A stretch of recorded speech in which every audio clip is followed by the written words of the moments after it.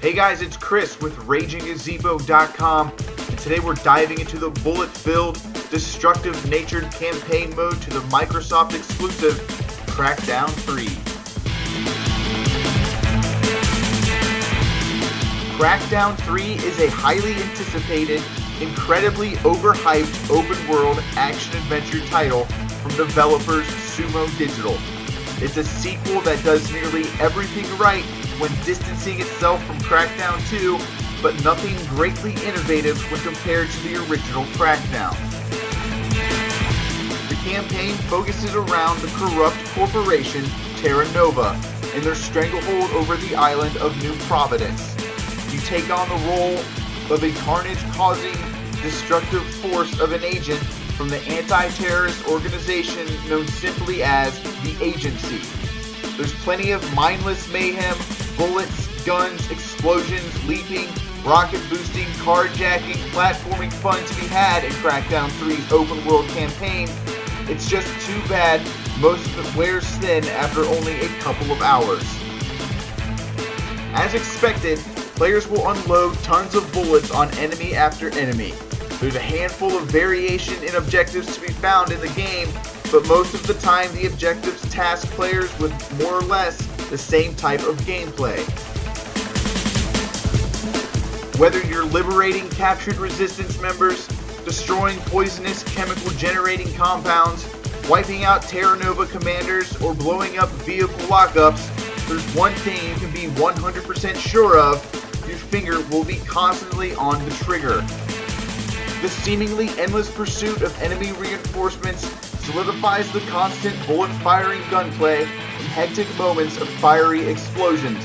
While the map consists of 3 different factions of Terra Nova enemies, all with subtle characteristics and weaknesses, don't expect much strategy in regards to weapon swapping or combat tactics utilized in the heat of battle. Luckily, the game does provide plenty of mostly exciting weaponry and gadgets to keep gameplay modestly exciting throughout the repetitive campaign. Players can also get behind the wheel of any vehicle found in New Providence. Carjacking a civilian vehicle for a quicker method of travel, or taking on one of the many checkpoint races provides a change of pace compared to the rest of the game. Unfortunately, the vehicle maneuverability is often stiff and a far cry away from anything thoroughly enjoyable, especially compared to other titles in the same genre. Aside from seemingly endless bullet fire and repetitive destructiveness, there's also a few racing and platforming elements tossed into the mix as well. Side objectives make themselves present when players begin to feel the wear of constant, mind-numbing gunfire. Scattered satellite towers continuously offer a mostly enjoyable platforming challenge with moving platforms, damaging laser barriers, and tricky jumps which require dexterity and careful navigation via jump boosters. Crackdown 3 both looks and plays like a title that released when the game was announced some 5 years ago, rather than a modern 2019 title. The subtle cel-shaded graphics make the subpar visuals a bit more enjoyable, but that doesn't change the fact that Crackdown 3 might be one of the least attractive AAA titles in recent years.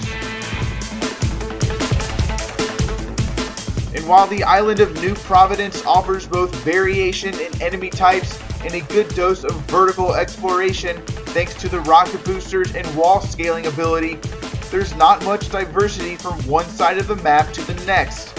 Sure, there's the poisonous chimera-soaked fields, a bustling highway system, and plenty of city streets and skyscrapers in between, but no region ever looks or feels different in any way. Throughout all of the constant gunplay, jet-boosting platforming, explosions, and automotive maneuvering comes an incredibly simple, overly boring progression system. Players will collect green agility orbs to permanently increase their agility stats, which can be found typically in harder to reach spots across the map.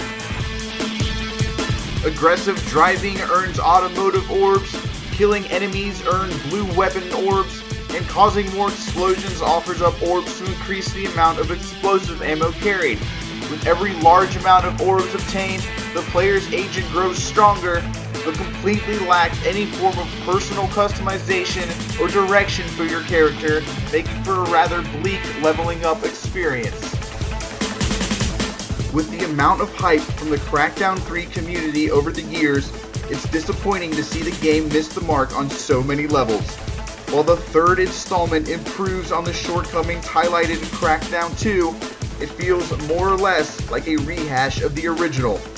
Hardly zero innovation, incredibly repetitive open world game design, painfully cliche and cheesy dialogue, subpar visuals and gameplay, and a world teeming with mission diversity experienced within the first hours of game. Crackdown 3 manages to entertain only in short bursts, without leaving a lasting positive impression in an industry offering more intuitive and exciting experiences miles ahead of anything substantial the overly disappointing title achieves. Once again, I'm Chris with RagingGazebo.com, and we hope you've enjoyed our look at the campaign of Crackdown 3.